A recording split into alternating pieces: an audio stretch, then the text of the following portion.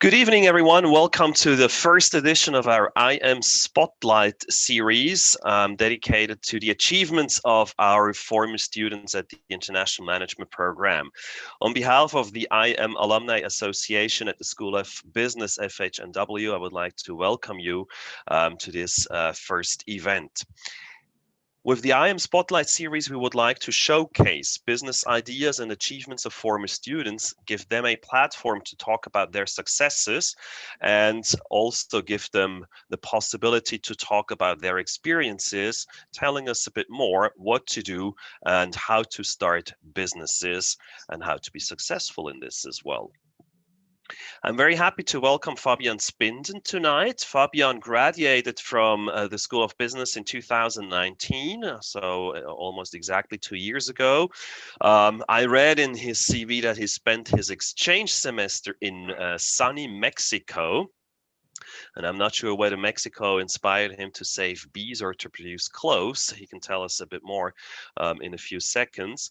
And after his graduation, he started working as a business development manager at a company called Finance, and in parallel he founded a company who is the CEO of the company today, working in parallel 100% at Crypto Finance and leading an own business. And the new business is called BEEYOND Clothing, and he will tell us more about the first brand saving bees, as they say about themselves. Now, in the first part of this event, Fabian will tell us a bit more about the idea behind BEEYOND, why he started that, what's the business model behind that. And in the second part, you will then have the chance to ask questions yourself. If you have joined on Zoom, you can post your question to the chat. If you're watching us live on YouTube, you can use the YouTube comment function and add your questions and comments there, and we will then transfer it to the live session and ask directly to Fabian. Now, with this introduction, I would like to hand over to Fabian, who has joined us tonight. Fabian, tell us a bit more about an idea that at first sight sounds more than crazy, saving bees by selling clothes. So very warm welcome to you, Fabian. Thank you for joining us. And the stage is yours. Yeah, thanks a lot for this great introduction, Marcel, and for the invitation, obviously. So thanks for having me. It feels good to be a bit back, even if it's only virtual at my university 2 years after. But yeah, I really think it's a great format you are launching or established now with the IM alumni within this organization. So I'm very happy to give you some insights and hopefully also provide some added value that some of the viewers can take away and maybe even use to start their own gig one day. So exactly, yeah. And we need to raise the startup ratio in Switzerland. That's for sure. And you can be the guinea pig and the role model for all of us. Exactly. Yeah, definitely. But first, before we start, Mexico didn't have any impact on this idea. So it was a bit after. But yeah, actually, there are some special kind of bees. I hear the species in Mexico, but yeah, we are focusing more on the European ones now. But you will hear much more about it later. So I just share my screen right now. Just give me a second.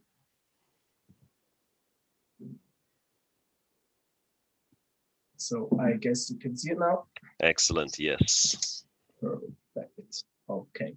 So yes, actually today I don't want to give you just a normal company pitch, but really rather want to give you some real insights behind it, as I already said, and maybe also highlight some key elements as well as misconceptions that maybe people also have that we encountered kind of during the whole startup journey. So this is also sometimes very interesting to hear, because I also didn't know it before I experienced it myself. So short, worked. So very short again about myself. So as you already heard, I am alumni from FHNW. I graduated in 2019. only with a bachelor yet, so I don't I haven't started my master's yet, so this is still on my bucket list. But as you already heard, I'm quite busy as of now. Exactly, I initiated BEEYOND during my studies, actually in my bachelor thesis, and then founded the company later. Actually, the same week I handed in my bachelor thesis together then with my friend Giacomo, which is also co-founder of the whole company. And we are actually kind of coming from the same region. So he's originally from Olten, but also studies now at FHNW in Brook. And yes, he also is working and studying besides BEEYOND. And yeah, these are some quite intense times for us now. But hopefully, if we keep growing as we do right now, we will have some, let's say, one or two jobs, maybe less in the future, and can focus only on one company. So what I'm going to talk about is, first of all, how BEEYOND actually evolved. Then I want to tell you a bit more about how important bees actually are beyond the honey production. And then afterwards, I'm going to take you a bit into the world of sustainable fashion, on what actually means sustainability and how we do it and approach it. And in the end, I want to give you some, let's say, key examples of or takeaways from our experience of bootstrapping a startup. So yeah, how did it all begin? I really roughly summarized it in a very unattractive bullet list. So I was bored student. Obviously, that's a mistake. I was never bored at FHAW. But during my studies, I thought like, yeah, I have some time besides it. I didn't work at this time, at least not full time. So I thought I can start some project there. That's why I also then chose my my major as a actually it's exactly in international entrepreneurship.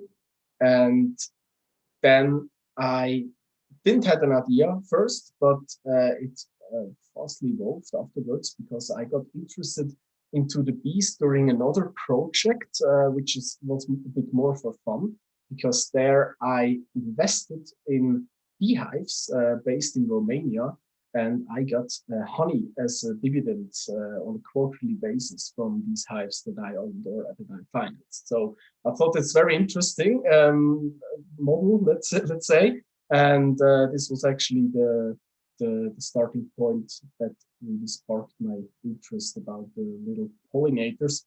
So I went down the rabbit hole, as we used to say, and read a lot about these guys, these little guys, and also about how important they are, what they are threatened today, and yeah, just how important they are for our humans and just our planet in general. So I thought, okay, that's a cool project there, but I also asked them, maybe I told some friends about it. Yeah, do you want to invest also in a beehive? And they were like, oh no, it's at these times like 200, 300 bucks a hive. And they were like, yeah, but it's too expensive. I don't want to do it. So that's actually where I started to think about some ideas of how to create something that helps the bees, that is a bit more accessible, easier, and yeah, just can reach more people. So to be honest, the story actually, how it evolved, it doesn't matter that much. So if you actually ask most of the founders, they will always tell you the same, that you don't need a great story, you don't need a great idea to start. So it's really just important to get started with something. You don't have to reinvent the wheel. So for example, also with BEEYOND, there are actually many brands doing the similar things, not doing the same thing with bees, but similar things. And yeah, we just try to do it better in our own way and stand out there. So yeah, in the end, it also doesn't mean if you have the best idea that you're a successful startup. All of the founders are successful ones. They will tell you it's all about the implementation. However, still, let me tell you how the idea of Beyond evolved eventually. So I asked myself the two most important questions at the beginning. So how can I reach as much or as many people as possible?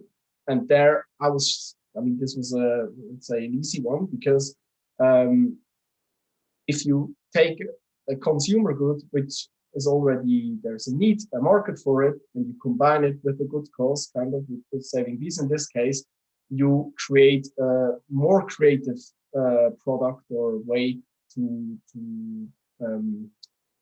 to motivate people to donate, kind of, right? So you also get more attention if it's about if it's a bit unconventional, let's say, and therefore I thought it has just has more potential than if you would use a conventional way of an NGO, for example.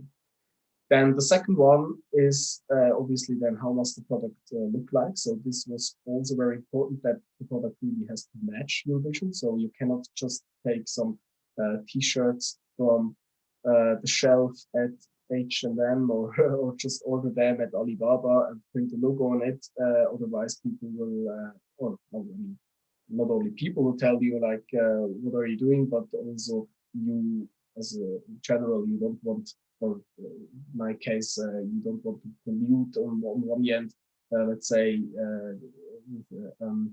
with your products, the environment, and on the other hand, help it. So it was clear at the beginning that we really want to go into the slow fashion industry and create a product that is as much sustainable as possible. So the idea was born, a sustainable clothing brand that saves bees with every product. So, however, nothing has been built yet. And there, the approach we used was actually, or the first approach was a top-down approach. So we really went from the vision to the brand. We first thought about where we want to be in 5 years or 10 years even. So I think that's very important because in the end, it really, even though the brand can change over time, it really matters of how you position yourself even at the beginning. Exactly. So we actually, or I used a tool in my vegetable thesis at this which is called the Big Ideal. So there you can kind of find or define what your brand identity is. So I thought this model is kind of useful to find out about the cultural tension that is already there regarding that topic and out there, and the brand's best self, which is kind of overlapping them together, and therefore you can kind of come up with something that sounds a bit more sophisticated. And there we came up with Beyond believes that our world would be a better place if we rediscovered the environmentalist inside ourselves, for example. But this is just like the academical way at the beginning. So to also get a certain vision and the mindset about your whole brand. But even more important then is to really convey the message, right? So first, how do we reach people, right? You need a logo, you the name, and the slogan. And the slogan, it was very important for me at this time that it was a kind of a call to action already in there. So you can really get the attention of the people. So we decided for the name Beyond, and the brand line Save Some Bees, which actually also became our IG handle then in the end, that we also called Save Some Bees, because we just think it says, it gets more attention, and it says a bit more about the whole brand in 3 words than just Beyond. Obviously, you also have to have a catching pitch and convey this as simple as possible. Obviously, it doesn't have to be always identical. So you can carry or you can vary the tone on different platforms, media, etc. So there, it's more flexible, obviously. So, for example, it then becomes really important for the different media to break the let's say the original message down. So I think this is also called narrative compression, therefore. So this is actually a very important point to ensure that people get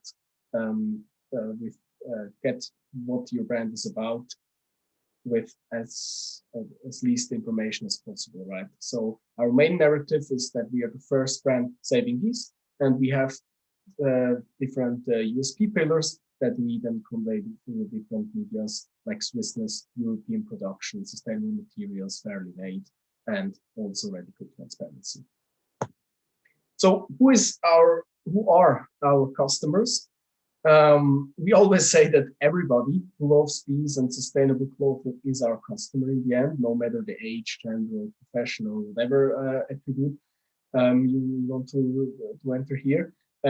But however, we defined our core audience in the beginning as sustainably aware people between the age of 18 and 30, which are also kind of or have the biggest buying potential for our kind of products and are most involved, let's say, in these kind of topics. Not only, but we also say we want to be a brand, we want to do something good for our future. So it would be strange for us if we don't say we really want to target the younger generations as a core audience. And this actually also went very well until today. So our core audience actually also matched our expectations so far when we look at the orders.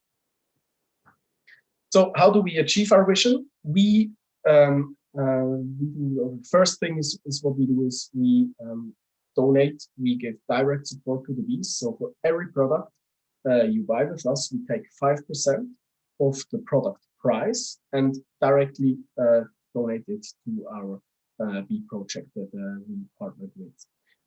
Also importantly, we take 5% of the product price, so you really see what we take. We don't say we take 5% of the profit, because in the end you don't know what our profit is and you can kind of shuffle the numbers around. So we want to be as transparent as possible and also tell you or give you the chance to see what kind of money actually goes to these projects. Maybe even more important is that we as a brand, we want to be a real vehicle of change. So we want to raise the awareness within our customer base, but obviously we want to reach many people that are not kind of involved or haven't thought about biodiversity, bees, or these kind of topics before. And I think clothing is actually a very great way of reaching people that didn't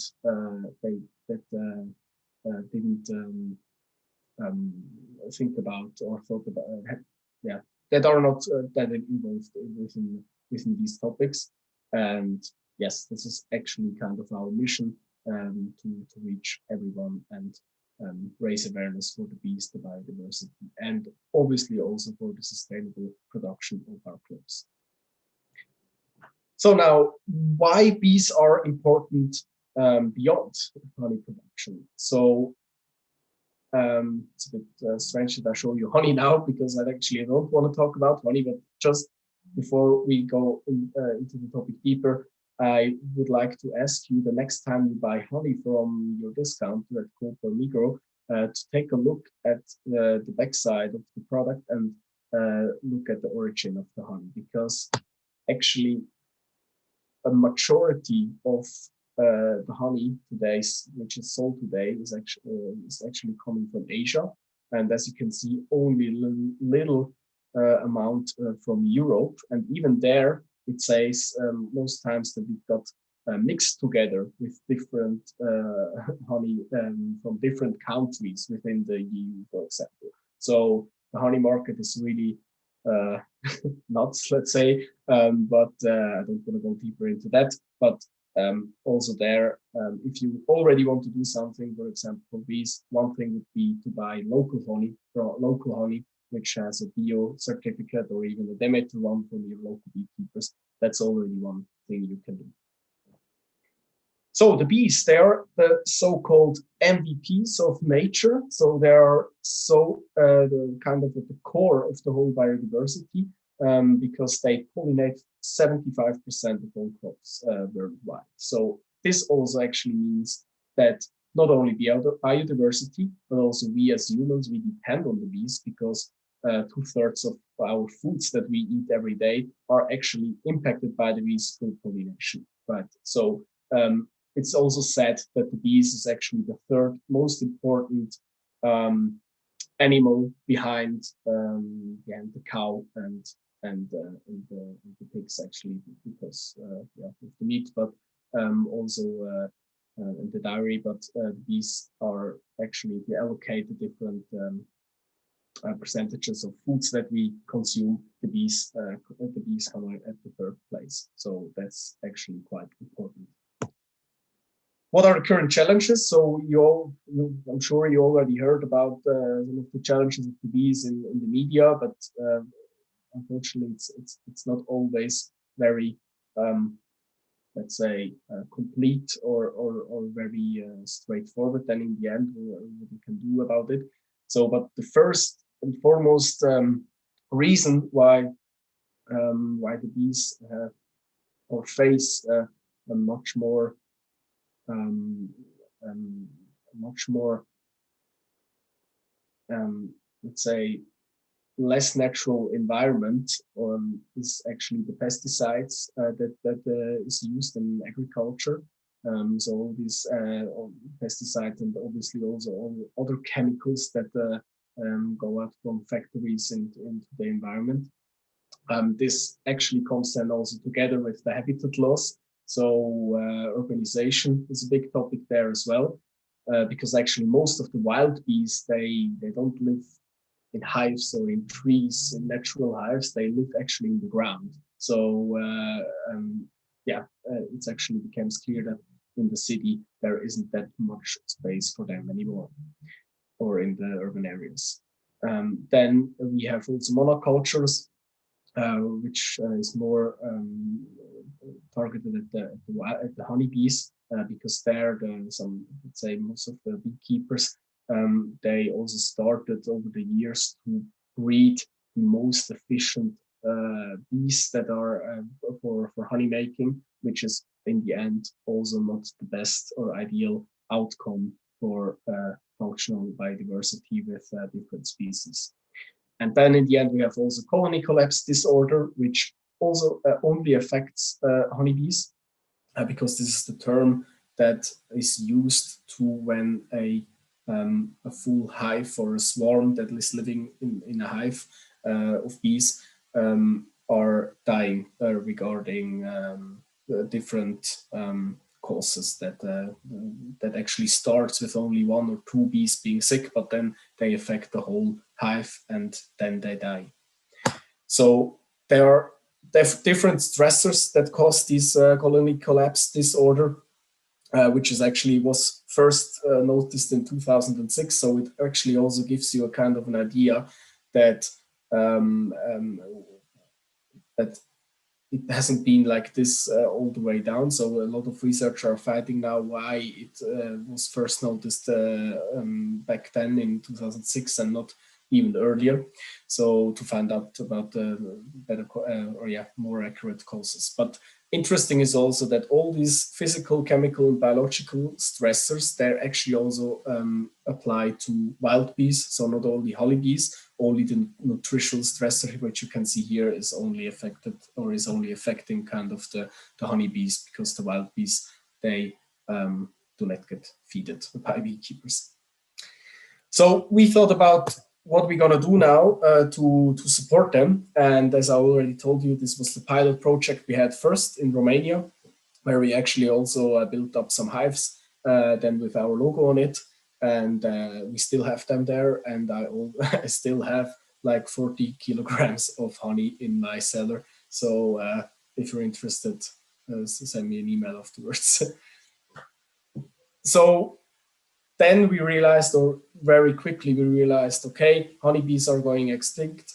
This is actually not true, because honeybees are managed by beekeepers, and even though they have a hard time to survive, people care about, or the beekeepers, they care about them, and they can influence it much more effectively than we can do that with wild bees, for example. So actually, if you hear about, oh, the bee is going extinct, for example, in the media, it's always referred or should be referred to wild bees, because they are the ones that are truly facing extinction. And most of the species, I think it's already three. I think it's like 75% or over 50% of the wild bees today that are either endangered or facing extinction in Europe and Switzerland. So that, yeah, we continued to develop our business model, and especially looking for other projects. We had a very lot of calls with experts. And then first or the second idea we had is, okay, great, let's help and build wild bee hotels, because we want to support the wild bees that are actually endangered. In the end, we got onto the ground, or let's say hold of this idea again, because when we spoke to experts, they told us, yeah, that's a great idea, it's nice, it's definitely supportive, but only for one species of bees. So the mason bee, which is called in German the Mauerbiene, is actually the only bee which uses these kind of hotels, because, as I already mentioned, most of the wild bees, like the bumblebee and all the other 2,000 species, they are actually living in the ground and not in these kind of hotels. They don't use that. And the let's say not so funny thing about these bee hotels, or the misconception, the biggest misconception there is because these mason bees, these are actually one of the species of the wild bees that are not endangered in Switzerland. So we thought, okay, then bee hotels, we don't do that, because we want to help the other 20,000 even species of bees that are that exist on our planet right now. So our new goal is a bit less tangible, but we believe more impactful. So we really want to create the awareness, not only we as a brand, let's say, with our customers, but we ourselves want to spread the knowledge about the bees and the biodiversity, and what you can really do there within your daily life to help them. This is one part. But as I already said, we also directly support monetary some bee projects which are led by experts. So our first project, we actually donated to them 3 months after our launch, already 2,000 francs, but today it's a bit more. Today it's we're already like, I don't have it on top of my mind, like 6,000 or even more francs that we donated there. And this project is actually led by the largest beekeeper association in Switzerland. They are the beekeeper association, but they are experts for wild as well as honeybees. And their project is targeting actually both. But in the end, it benefits more, let's say, the wild bees, because the honeybees are already taken care of in other projects.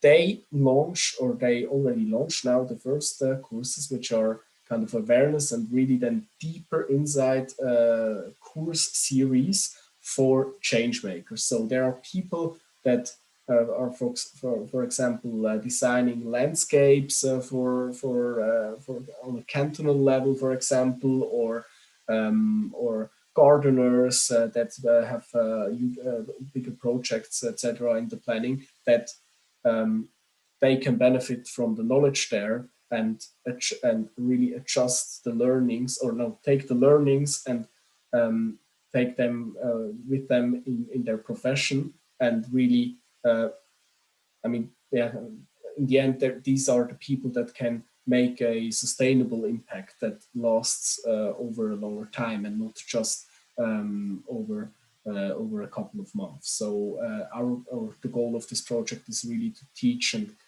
raise the awareness for these kind of change makers, these key people that can actually have an impact within their profession, or also as a hobby, depending on the person, obviously. You can actually also see a video on our Instagram if you're interested in more details regarding that. We also post a lot of bee facts, for example, that we started already in the beginning. So this is actually very interesting because the reaction on this kind of content was very great, even more than on our products or model shoots. So it's really, I think it was really great to see that the people really care about the topic itself and not only about the product in the end. If you want to learn more about the bees, I recommend to watch More Than Honey. This movie is very interesting. Otherwise, reach out to BEEYOND Schweiz, our partner, or follow us on Instagram for bee facts. So let me get into the fashion industry now. So we always say the fashion industry is dirty as fuck, so we want to change it. For us, we can really say that conventional textile production is neither ethically nor ecologically justifiable, which is both two very important aspects. And then, I mean, this was clear from the beginning, but it wasn't that clear of what we're gonna do now or how we're gonna create our products actually, right? So the first misconception there we had is that, okay, you take just a production facility in Europe and you get a certificate and this means sustainability. But then during the process, we learned it's not only about that. It's about much more. It's about first of all, the origin about the material is very important. You can produce in Europe, but the organic cotton can come from India or Pakistan, for example, which also have very, very bad labor conditions. So there we also looked at, we only use material coming from Europe. It's about really knowing the factory of how big it is, how their ecological processes work, or do they have closed loop systems, for example, that the chemicals don't go into the river next by. It's about the dyeing methods as well, the packaging, obviously, then in the end. Yeah, and also very important about reducing the distances between the locations. So you're looking for one factory, you can do it all, and not like doing the embroidery in Poland and the knitting in Portugal, for example, right? So these are all very important factors that we took into consideration. So yeah, I can summarize it as already mentioned, that we produce only in Europe, only with European materials, and we go even further and use innovative fibers, not only organic cotton, for example, but also materials called tencel and modal, which are actually wood fibers, so they're wooden fibers from eucalyptus and bulb tree, and they are even more sustainable than just an organic cotton because they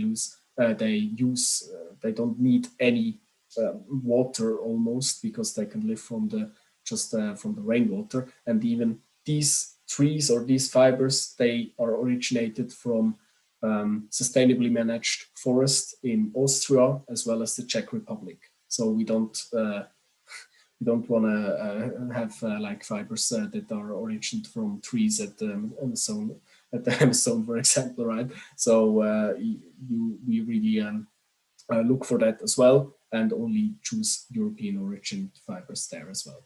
Then we look for ethical working conditions within the different facilities, and we are completely transparent about it, meaning that we show our complete 100% supply chain on our website, and we also print it directly on our product. So you get a QR code there, which you can scan, and this leads you to a website which actually tells you about this exact product, what the environmental impact was, and also where it was produced, who produced it, and yeah, just information about the materials.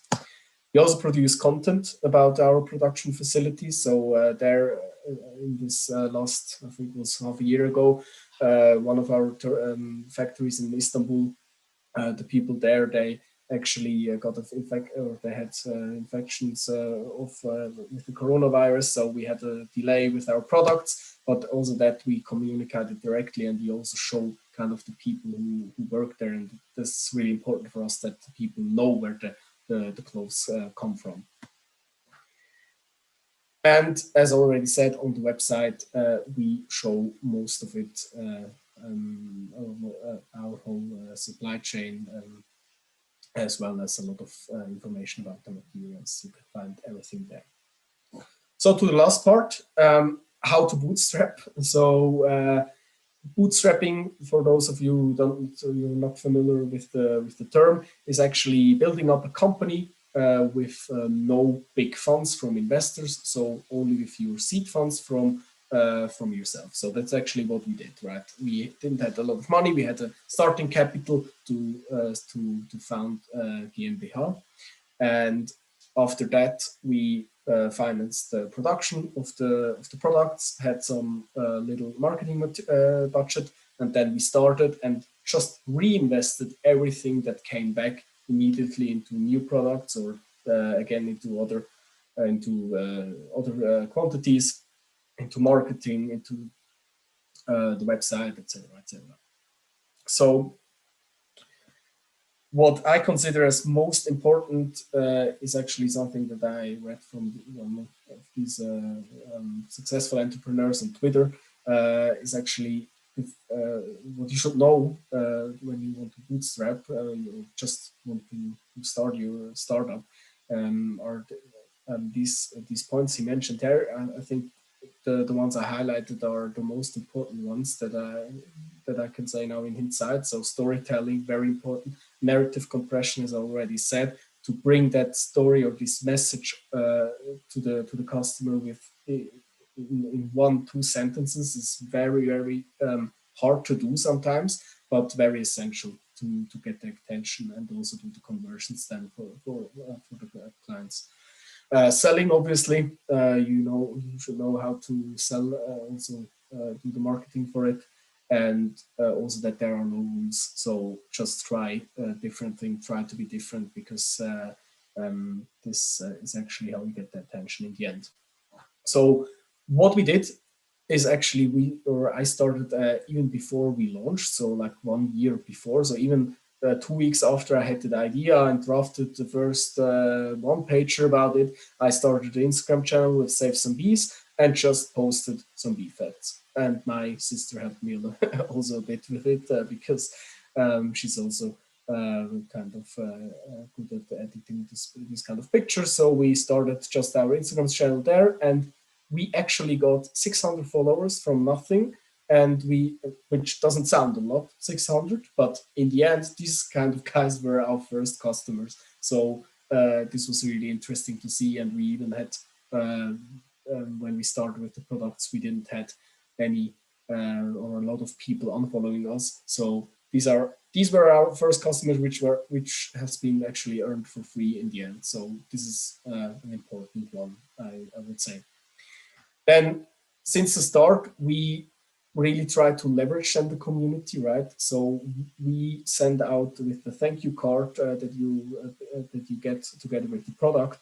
There it says that if you post a picture on Instagram and tag our brand, you get, we send you a 10% discount for your next order. And this worked very well. We had really like hundreds of people just uploading these kind of pictures. And yeah, you can also look at them in the highlights section in our Instagram. And yeah, I think this really helped in the beginning, first of all, to really engage with the community, and also just get a bigger reach organically without any costs. Or yeah, you send them a 10% discount, but if they buy again, it's already great, I would say. Another one is be prepared. So we weren't prepared because it started actually in my small room at my parents' house, where on the left side, where we had our first stock, completely filling my my carpet there. And then when we had the let's say the larger quantities coming in from the reproduction, we had to switch immediately, and there we got really lucky that we found a good partner for that. But before that, actually, we had to do everything ourselves, which at this time actually was my sister, which is Michelle, which is also involved in the company as in the finance department, but she also did the logistics there, and for a couple of weeks. And without her, it wouldn't have been possible actually. Yeah, I think it's very important that you think about that before you have the problem then with the different boxes in front of your door. Another point was the lead generation. So what we did there is actually we built a bee quiz on our website, and we said if you're just going to do the quiz and give us your email address, we will send you a discount code as well, right? And in the beginning we thought, okay, nice to have, maybe we should do it, maybe not, but in the end it was the best decision we ever did. Because we got over 1,000 leads through that, over 1,000 email addresses. And as you probably know, email marketing is still relevant today and the cheapest one, because it doesn't cost you anything to send out an email, and the conversion rate is actually still very high compared to other marketing. Also, we favored collaboration over competing with other brands, obviously. So we reached out to several brands and made some giveaways, let's say. And this one was actually our first post, who got over 1,000 likes, which we did with Nikin together, giveaway. And this was really impressive because when we did it, we got 2,000 followers, which was actually the same number of followers we already had. We got 2,000 new followers from this giveaway, and of them approximately 1,500 stayed. So this was actually very a good pointer to reach the awareness and also get more followers, let's say, from Switzerland.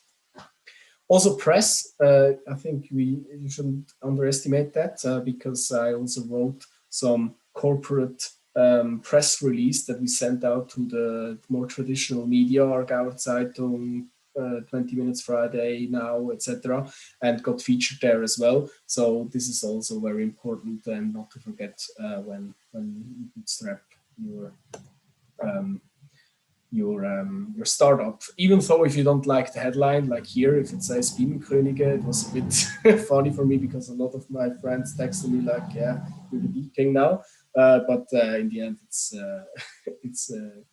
there's no bad publicity, right?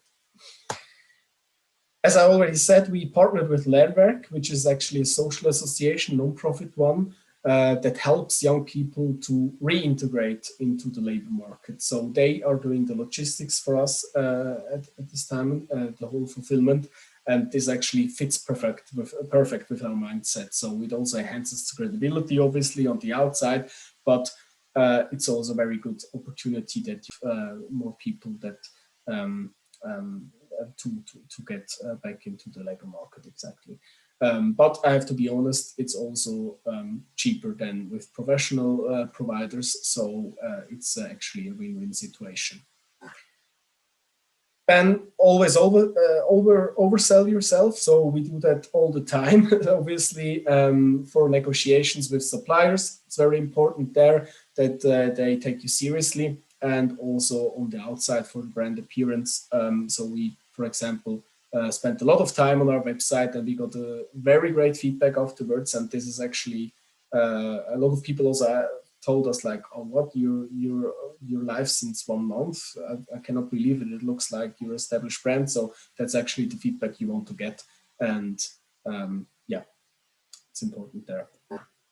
Also need to be flexible and agile. So for example, we didn't have that much experience with colors when it comes to cotton, because they have different Pantone codes for cottons and the one color codes you see on your screen, and this can vary much. And even now with the screen, you don't even see maybe that much of a difference, but it is. So we actually wanted to do this olive shirt kind of, and it became much more greener than we expected. And then, yeah, you just in the end you cannot lose time to do another sample and do that. It always takes too long with the production facility. So you just have to be flexible. And we said, okay, we launch a for a screen, and in the end, it came out great as well. And the people also liked the shirt, and we actually sold almost all of them. So yeah, for us, it was first a bit of a big shock, but in the end, I think it was not a problem at all. So this was actually the last kind of key takeaway I wanted to give you. And if you already made it until here to listen to my presentation, then I would be obviously very happy if you would check us out at beyond.ch, and you also get a 50% discount as a reward of listening to myself for the last couple of minutes. Yeah, so this would be very happy if you check us out and maybe also give a feedback. Yeah, I would appreciate it. And I think now it's time for a Q&A. Thank you very much, Fabian. I'm impressed. I'm fascinated by the whole story. And as you said, storytelling is an art on its own. You need to know how to tell the story. And either you learned that at our school or you learned it on business, but you know how to tell the story of BEEYOND. It's fascinating to listen to that. Thanks a lot. We'll take some 10, 15 minutes for more questions. I mean, the most obvious question, Fabian. You start your business, and if I got that right, this was immediately after your studies. I hope you had handed in your diploma thesis, your bachelor thesis before you started the business, but it was around that time. Exactly. Then you start working 100% in a company which does not sound like the boring life. And in parallel, you start your own company, and we saw the logistics, the warehouse. You do the whole story, you do the whole business planning, everything. How do you handle that, working 100% and running a startup at the same time? Mm-hmm. That's a question I ask myself every night. No, really, I have to say that at this point, it became, or I'm already kind of at the limit, so I have to admit that as well. But in the beginning, it was totally possible. You don't have to do everything you own. You have a team then, a co-founder. As I said, my sister is also involved now in the company. We already have two interns actually working for us. But I would lie if I would say that's not, it was not a stressful time. Definitely it is. But if it's, for me, it's more everything I do with BEEYOND, it's fun, it's a hobby. So definitely other hobbies of mine, they came or they got less of a priority now, let's say. But if you really like and love what you do there, it's actually my kind of, let's say, creative hobby that I have besides my job, which I also like very much. But yeah, I know that it's possible for some time. Definitely, you have to get a bit better in time management. Definitely, I had to at least.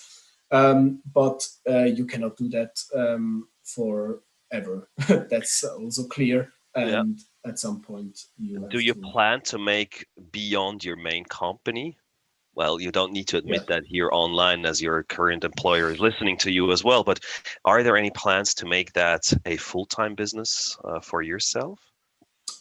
Yeah, I mean, I think I can tell that it would be definitely kind of the dream to have your own company and really spending all your time there.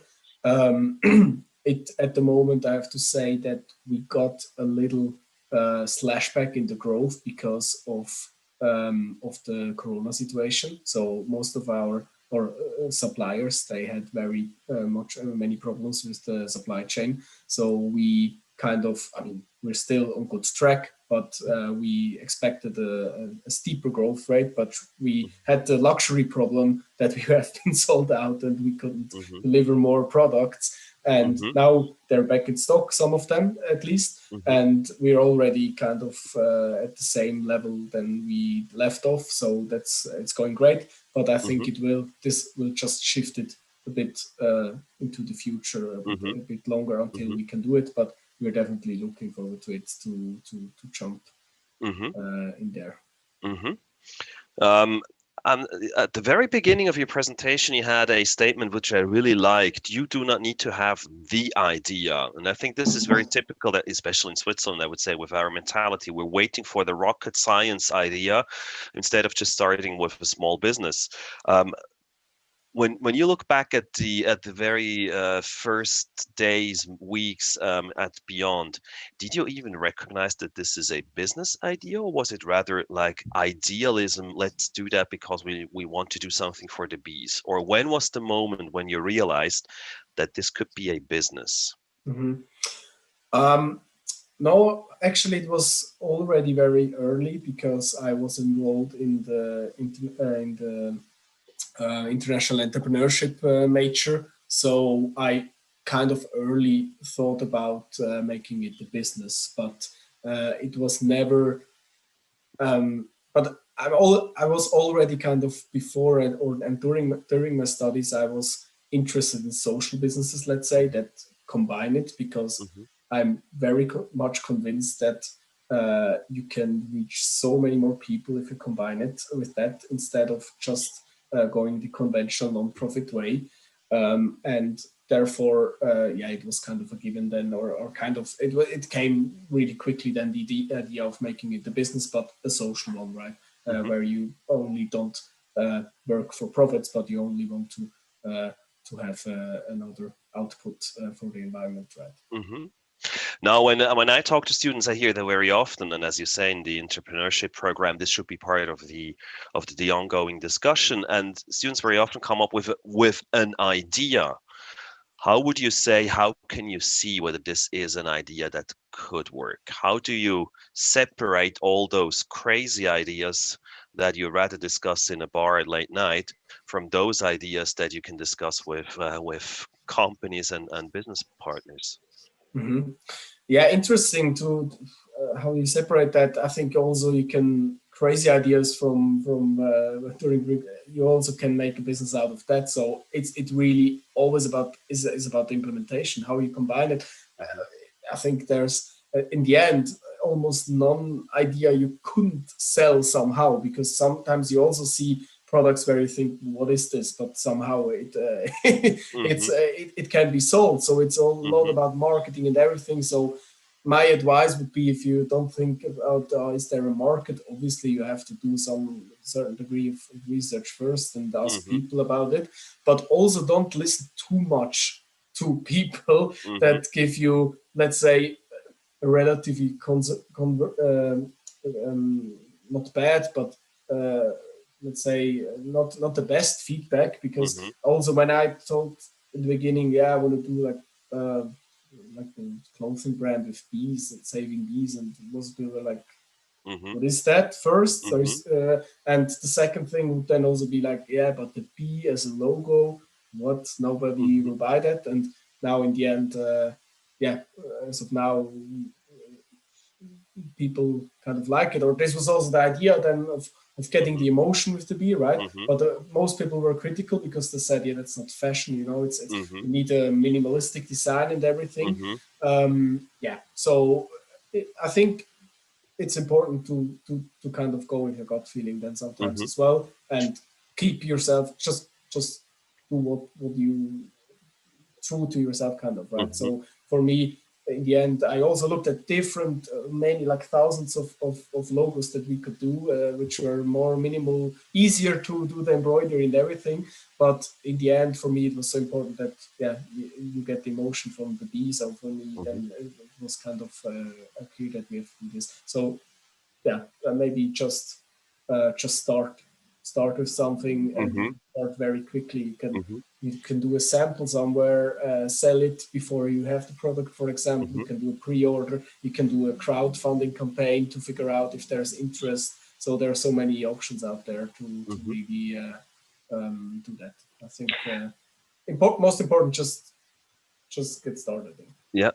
Now, as you just mentioned, the aspect of embroidering your logo, I assume that during your studies you never learned how embroidery works or how to dye garments, or you probably never heard about any of those, you called them innovative fibers, like Tencel and Modal. How did you learn all that stuff? How did you acquire the necessary knowledge? You decided to go into an area, into an industry, which has its own terminology, but it's also its own technologies. How did you learn that? Hmm. Yeah, so you're totally right. I had no idea about how to produce clothes before. So first, the beauty of the internet, just learn as much possible as you can about the topics. There you find already a lot of information. But then even more important, because you find a lot of materials, all that stuff you find on the internet, you find what is sustainable, what is not, but you don't know then maybe how the production really works, how the cycles are there, how the dyeing process, blah blah blah, all these kind of stuff. There, you just have to search for a very great partner, let's say. That is, Hmm. or that we were very lucky, let's say, of finding a great partner who supports us from the beginning. Even if we Hmm. came and we said we want to do 300 t-shirts, Hmm. most of suppliers, they don't even reply, right? And that they really kind of showed us everything. They also get us more insights on the material mix, on the Hmm. percentages you can Hmm. do to get the stretch, and which is Hmm. important. And obviously the fit, the fit was the worst. I didn't know how to do the fit for the shirts. Even you think it's easy for a shirt, but in the end Yeah. it's not that easy. So Hmm. it's all, yeah, you just start somewhere, you have no idea, and then you learn along Hmm. the way, kind of. Hmm. But it definitely helps if you have a good partner which can show Hmm. you a lot. Hmm. Now, during the presentation, you talked a lot about what you call misconceptions, right? Ideas you had in your mind that turned out to be completely wrong or different. Now, if you look back over the past almost 2 years now, what was the biggest problem that you ever faced? The biggest mistake you made? Mm-hmm. um, we had the launch of our sweater, which was also delayed due to COVID, and Hmm. there we ordered quite a bigger quantity amount, but we never saw the final product. So we had some a lot of samples before, but we never got the really final one because it was just we just wanted to get the products because it was already delayed so much, and then we thought, okay, they're gonna fix the things we told them for the final production, right? And then we received it. Everything was good at the surface, but then in the end, we found out that they shrink when you Hmm. wash them. Hmm. So they really had a problem with their supplier Hmm. for the organic cotton, and somehow there was really there was just I Hmm. mean we sold them then as hand wash, which Hmm. is okay. So that's Hmm. what we did then, Hmm. kind of to circumvent that, um, but in the end, it was kind of a deal breaker, I guess, also for a lot of Hmm. people. You don't buy something that's it's some pieces, yes, but people don't like to wash the things by hand, right? So unfortunately, I mean, we were very lucky, let's say, in this end, because we were able to give everything back Hmm. because it was a quality issue that Hmm. it shouldn't be normal, right? Hmm. But I have to also to say that normally we never had like problems with quality, but it was just like with the corona situation now, where Hmm. they had these kind of problems, and this was kind of biggest, let's say, mistake to not have a final sample and test everything. So Hmm. we immediately learned and do that now for every product, Hmm. and test it more. Just more, test it more. Hmm. Yeah. So this actually went well for us in the end, but it could have costed us a lot of money. Yeah. But as you said, being agile and flexible is one of Yeah. the most important elements to know how to, as you said, circumvent the situation or to find a solution to a problem that occurs. Exactly. Slowly coming to a conclusion for today. When talking, students are listening to us. I hope they will listen till the end, not just finish once they have seen the discount code. Um, What's your final recommendation to students when it comes to starting up a business? What would you tell them? First of all, maybe think about different ideas.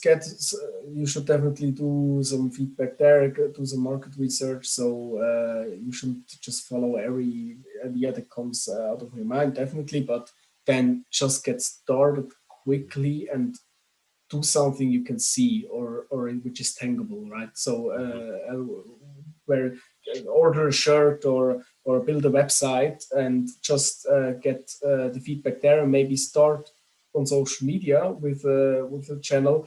Start there to promote some posts just with a little budget. So as I did before we launched, I promoted some posts with like 50 francs or something, but it already helps. And then you can see if you get clicks or not. And I think this is just use these kind of tools before you order t-shirts worth of 10,000 francs, for example. So this I think is important because there are so many tools out there. But if yeah, this is kind of the advice I would give, and also yeah, just listen to your gut feeling and don't get hold back by feedback from people who actually don't have their own startup. Maybe, I mean, not that everybody gives bad feedback that doesn't have an own startup, but maybe if you start your own startup, maybe ask people who went through this journey as well, and ask them for advice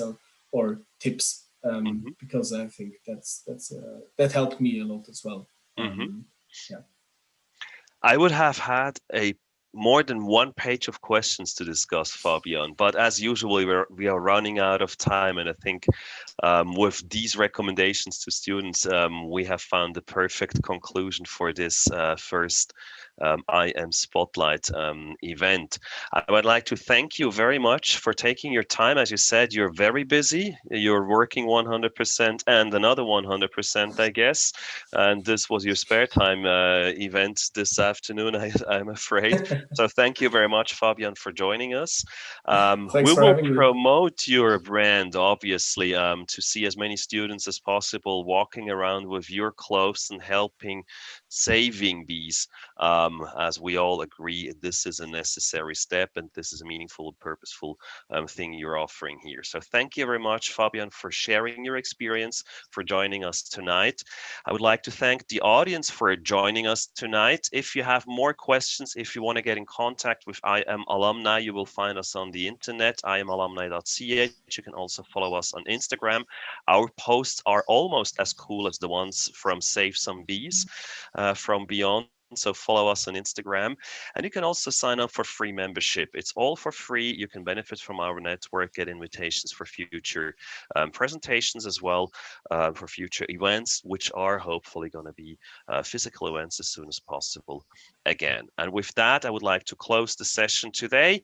Thank you very much again, Fabian. And we now close this evening and wish you all a great evening.